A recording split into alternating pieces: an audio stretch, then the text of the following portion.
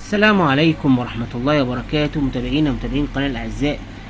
فاز اليوم منتخب مصر على منتخب الرأس الأخضر بنتيجة 3-0. أحرز الأهداف رامي ربيعة الهدف الأول، عمر مرموش الهدف الثاني، وإبراهيم عادل الهدف الثاني.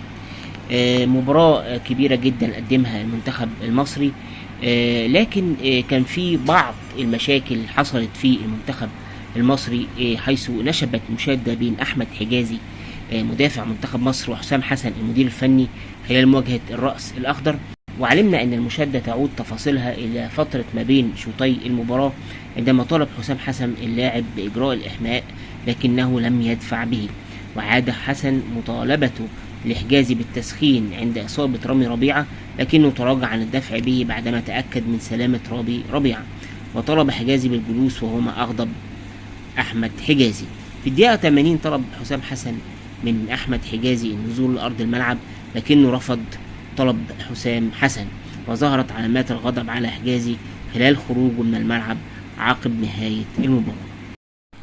نتمنى ان مثل هذه المشاهد ما تحصلش للمنتخب المصري.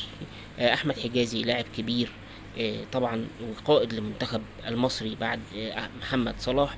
فطبعا مواقف زي كده ما نرضاش ان هي تكون موجودة في المنتخب المصري، ونتمنى ان هي تتدارك سريعا. والسلام عليكم ورحمة الله وبركاته.